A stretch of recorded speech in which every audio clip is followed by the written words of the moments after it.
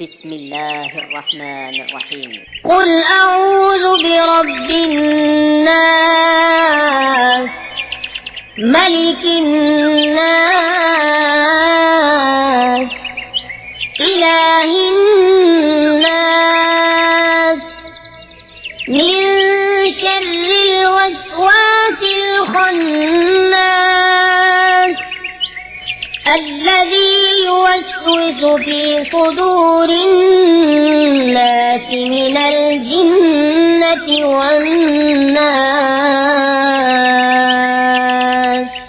Thank you for watching Hijab Talks.